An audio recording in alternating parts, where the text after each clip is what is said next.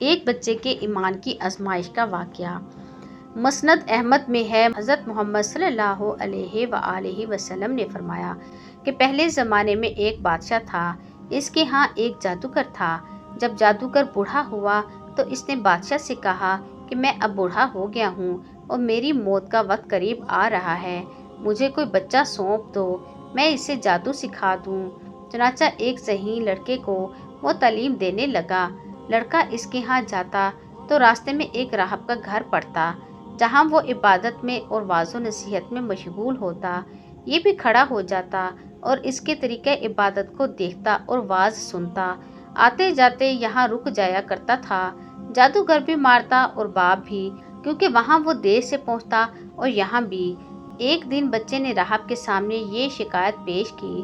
راہب نے کہا، جب جادوگر تم سے پوچھے کہ کیوں دیر ہو گئی تو کہنا کہ گھر والوں نے روک لیا تھا، اور گھر والے بگڑے تو کہنا کہ جادوگر نے روک لیا تھا۔ یوں ہی ایک زمانہ گزر گیا کہ ایک طرف تو وہ جادو سیکھتا تھا اور دوسری طرف کلام اللہ اور دین اللہ سیکھتا تھا۔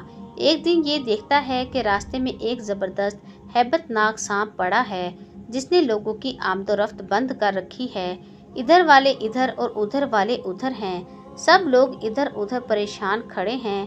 اس نے اپنے دل میں سوچا کہ آج موقع ہے کہ میں امتحان لوں، راہب کا دین اللہ کو پسند ہے یا جادوگر کا۔ اس نے ایک پتھر اٹھا کر اور یہ کہہ کر اس پر پھینکا کہ اے اللہ، اگر تیرے نزدیک راہب کا دین جادوگر کی تعلیم سے زیادہ محبوب ہے تو اس جانور کو اس پتھر سے ہلاک کر دے تاکہ لوگوں کو اس بلا سے نجات مل جائے۔ پتھر لگتے ہی وہ جانور ہلاک ہو گیا اور لوگوں کا آنا جانا شروع ہو گیا۔ اور پھر لڑکے نے جا کر راہب کو خبر دی۔ اس نے کہا، پیارے بچے، آج کے دن تو مجھ سے افضل ہے، اب اللہ کی طرف سے تیری آزمائش ہوگی۔ اگر ایسا ہوا تو لوگوں کو میری خبر نہ کرنا۔ اب اس بچے کے پاس حاجت مند لوگوں کا تانتا لگ گیا۔ اس کی دعا سے مادرزاد، اندھے، کوڑی، جذامی اور ہر قسم کے بیمار اچھے ہونے لگے۔ بادشاہ کے ایک نابینا وزیر کے کان میں یہ بات پڑی۔ وہ بڑے تحفے تحائف لے کر حاضر ہوا اور کہنے لگا کہ مجھے شفا دے دے تو یہ سب کچھ تجھے دے دوں گا۔ اس نے کہا کہ شفا میرے ہاتھ میں نہیں، میں تو کسی کو شفا نہیں دے سکتا۔ شفا دینے والا اللہ وحدہ لا شریک ہے، اگر تو اس پر ایمان لانے کا وعدہ کرے تو میں دعا کروں۔ اس نے اقرار کیا۔ بچے نے اس کے لیے دعا کی، اللہ نے اسے شفا دے دی۔ وہ بادشاہ کے دربار میں آیا اور جس طرح اندھا ہوئے پہلے کام کرتا تھا اسی طرح کام کرنے لگا۔ اس کی آنکھیں بالکل روشن تھیں۔ بادشاہ نے متعجب ہو کر پوچھا کہ تجھے آنکھیں کس نے دیں؟ اس نے کہا، میرے رب نے۔ بادشاہ نے کہا، ہاں، یعنی میں نے دی ہیں۔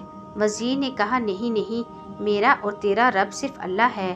اب بادشاہ نے اس کی مار پیٹ شروع کر دی اور طرح طرح کی تکلیفیں دیں اور پوچھنے لگا، تجھے یہ تعلیم کس نے دی؟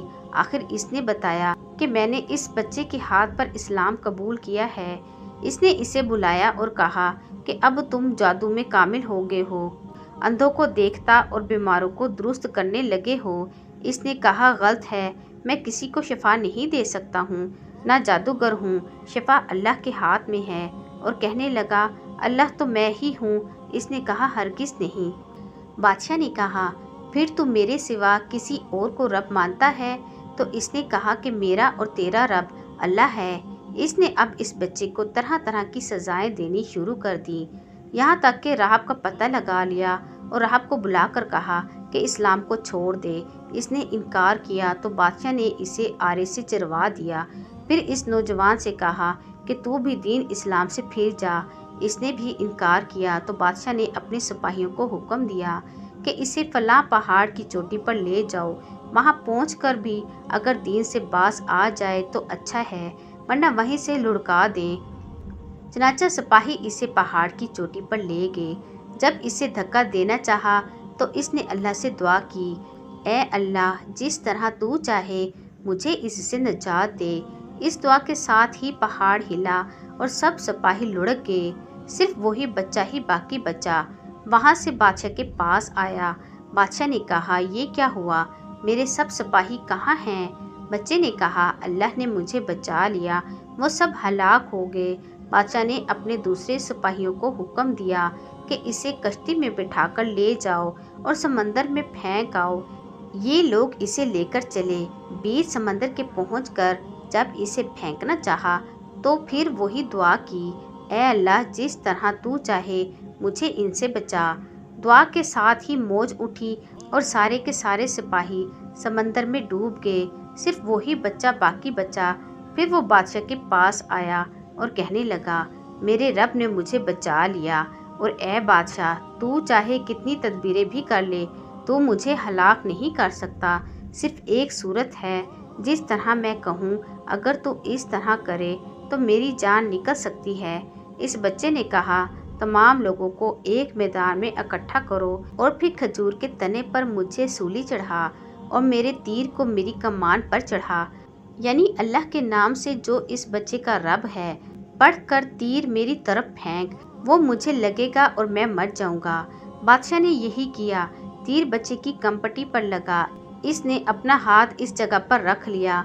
चारों तरफ से ये आवाज़ें बुलंद होने लगी, हम इस बच्चे के रब पर ईमान लाए। ये हाल देखकर बादशाह के साथी बड़े घबराए और कहने लगे, हम तो इस बच्चे की तरकीब समझे ही नहीं। देखिए इसका असर क्या पड़ा। सब लोग दीन इस्लाम में दाखिल हो गए। हमने तो इसे इसलिए कत्ल किया था कि कहीं इसका मजहब फैल न जाए, लेकिन जो डर था सामने आ ही गया और सब मुसलमान हो गए। बादशाह ने कहा, अच्छा ये करो कि तमाम मोहल्लों और रास्तों में खंदके खुदवाओ, इनमें लकड़ियां भरो और आग लगा दो। जो इस दीन से फिर जाए उसे छोड़ दो और दूसरों को इसमें फेंक दो। मुसलमानों ने सब्र शकीब और सहारे के साथ आग में जलना मंजूर किया और इसमें कूदने लगे। अलबत्ता एक औरत जिसकी गोद में दूध पीता छोटा सा बच्चा था, जरा झिझकी तो इस बच्चे को अल्लाह ने बोलने की ताकत दी। इसने कहा, अम्मा क्या कर रही है?